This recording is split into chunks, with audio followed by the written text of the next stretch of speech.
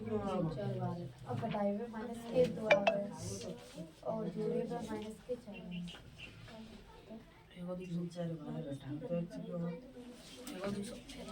क्या को बड़ा जाम करे तो ये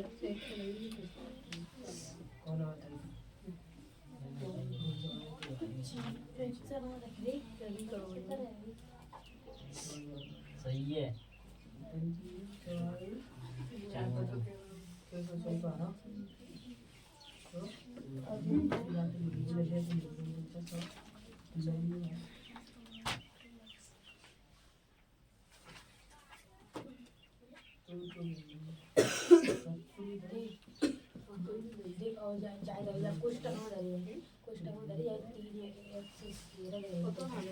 प्रश्न नंबर फर्स्ट का चौथा क्वेश्चन देखिए, ये दिया है टी स्क्वायर माइनस 15 बराबर 0। तो इसे हल करने के लिए आपको द्विघात समीकरण नहीं लगाना है, इसे डायरेक्ट ही बराबर 0 के रख के और 15 को बराबर 0 से बराबर से उस तरफ पहुंचा देना है। तो जो माइनस की 15 है बराबर से उस तरफ जाएगी तो प्लस की 15 आ जाएगी। तो टी स्क्वायर बराबर कितना आ जाएगा? टी स्क्वायर बराबर आ जाएगा 15 और वर्ग इधर है और इधर से वर्ग हटाओ और दूसरी साइड बराबर से दूसरी साइड पे वर्गमूल लगाइए। यहाँ से वर्ग हटाओ और इस तरफ वर्गमूल लगाओ। तो वर्गमूल लगा दिया और यहाँ टी बराबर वर्गमूल में से जब संख्या बाहर निकलती है, वर्गमूल में से जब संख्या बाहर निकलती है तो उसमें से एक संख्या प्लस की और एक संख्या माइनस की निकलती है। काय की निकलती है? एक संख्या प्लस की और एक संख्या माइनस की निकलती है। इसीलिए अब देखो अंडरूट 15 में से कछु बाहर आ रही ना ने, अंडरूट 15 में से कुछ भी बाहर नहीं निकल रहा, इसलिए अंडरूट 15 की अंडरूट 15 ही रह जाएगी। लेकिन एक प्लस और एक माइनस की रहेगी। एक बार जी संख्या जो बाहर निकलती है वो प्लस और माइनस दोनों तरह की होती है। तो एक बार प्लस की लिख लेंगे और एक बार माइनस की लिख लेंगे। टी बराबर एक बार प्लस की अंडरूट 15 और टी बराबर एक बार माइनस की अंडरूट 15। तो जी पहली बार माने वो अल्फा को मान और दूसरी बार बीटा को मान। तो जी अल्फा को है जाओ और जी बीटा को है जाओ। तो मूल कितने निकले? मूल निकलेंगे बेटा प्लस अल्फा बराबर प्लस अंडरूट 15 और बीटा बराबर माइनस अंडरूट 15। मूल तो निकल आए।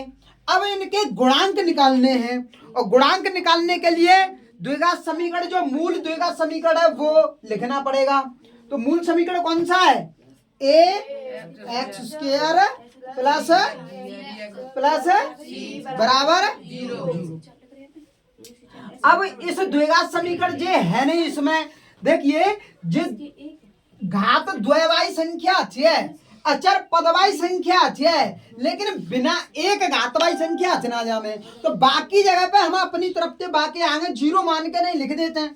जैसे टी स्क्वायर जो लिख दी प्लस 0 टी लिख देंगे, क्योंकि टी तो दही ना जामे तो, और मतलब दो घातवाई दही है, एक घातवाई ना दही, तो एक घातवाई हम अपनी तरफ से लिख देंगे और बाकी आगे 0 लिखेंगे। 0 को गुणा, क्योंकि 0 को गुणा क्यों कर रहे हैं? 0 को गुणा करने के बाद यहाँ कुछ नहीं बचेगा। संख्या मेन तरह सवाल में जो दे रखा है गणित में वही रहेगी जी। 0 को गुणा करके जी तो सब 0 ही आ जाएगी ना। मतलब हमें सवाल हल करने के लिए इसका सहारा लेना पड़ेगा। जो अगर लुप्त होती है संख्या, तो जैसे पिछले सवाल में सी नहीं दिया था उसकी जगह पर 0 मानी थी कि नहीं, ऐसे ही इसमें बी नहीं दिया है तो उसकी जगह पर 0 मान लो, 0 मान लिया। अब उसके वाले के आगे जो संख्या लिखी रहती है वो क्या होती है?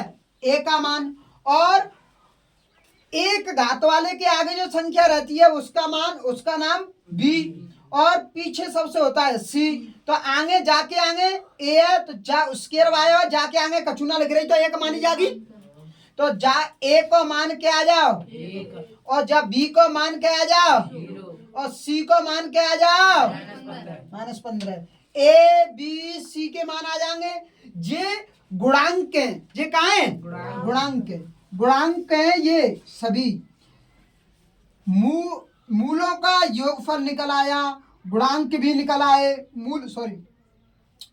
मूल भी निकल आए और गुणांक भी निकल आए। अब इनके बीच सत्यता की जांच करनी है। क्या करनी है? सत्यता की जांच। यहाँ सत्यता की जांच करेंगे, सत्यता की जांच। मूलों का योगफल और मूलों के गुणनफल के मूलों और गुणांकों के बीच में संबंध ज्ञात करेंगे। मूलों और गुणांकों के बीच में क्या करेंगे? संबंध ज्ञात करेंगे। तो मूलों का योगफल, मूलों का योगफल का सूत्र क्या होता है बेटा? अल्फा प्लस बीटा बराबर माइनस बी बटे सी। अल्फा का मान कितना? प्लस अंडरूट में। बीटा का मान कितना? प्लस अंडरूट में 15। प्लस जे सूत्र की है, बीटा का मान माइनस अंडरूट में 15, तो जहां कोष्टक में लिख दीजिए माइनस अंडरूट में 15 बराबर माइनस सूत्र की बी को मान क्या है? तो बी को मान 0 रख दो बटे सी को मान क्या है?